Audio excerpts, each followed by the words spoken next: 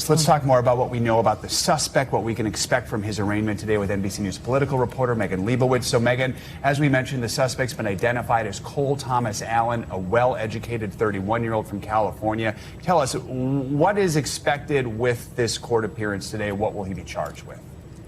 Yeah, that's right. So we're expecting to hear him be charged formally in court today. And U.S. Attorney for D.C. Jeanine Pirro laid out over the weekend what she says that he will be charged with, at least preliminarily. So she said that he would be charged with 2 counts of using a firearm during a crime, assault on a federal officer, using a dangerous weapon as well. Now, of course, both Pirro and Acting Attorney General Todd Blanche had said over the weekend, they emphasized that there could be additional charges because this investigation is still in its very early stages, and as they're learning more about the suspect and the suspect's motive, there could be additional charges that come up. Now, again, this is something that they had emphasized over the weekend with Acting Attorney General Todd Blanche saying on Meet the Press, emphasizing that they're really in the early stages of this. At this point now, this morning, this is still less than 36 hours old. So we're really still in the process of learning more about the suspect. We, of course, had learned more about the suspect's motive from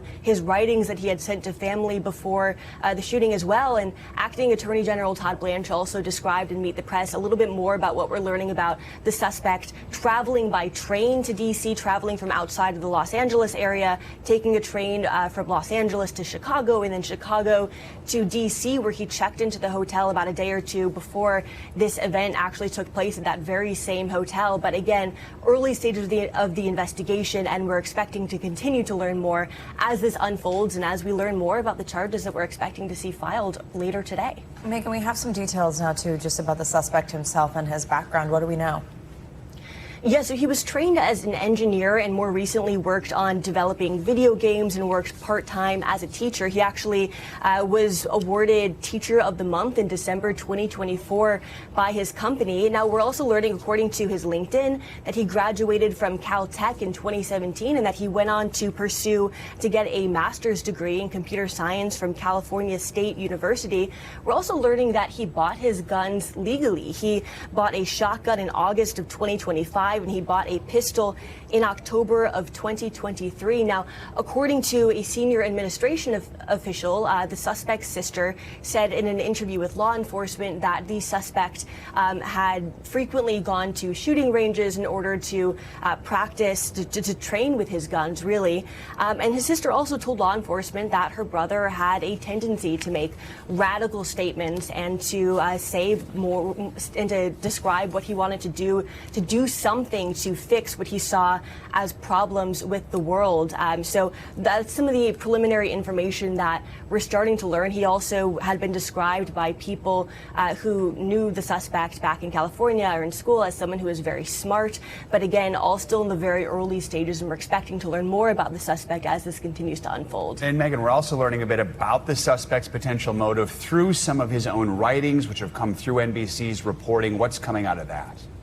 Yeah, so the suspect had sent writings allegedly to his family just about 10 minutes before this attack unfolded. And it gave us a bit more insight into his motivation for trying to carry out this attack. He said that he wanted to target administration officials, that he wanted to target them from his perspective as people from the highest position of power to the lowest. He also described that he did not intend to target guests. He did not intend to target members of the hotel staff as well.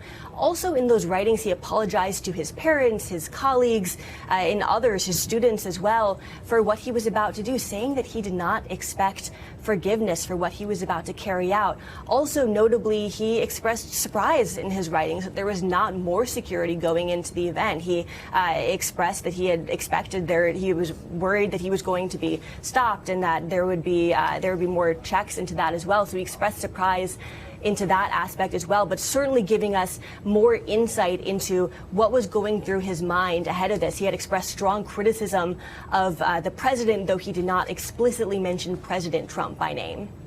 All right, Megan Leibowitz, appreciate your reporting on this. Thank you so much.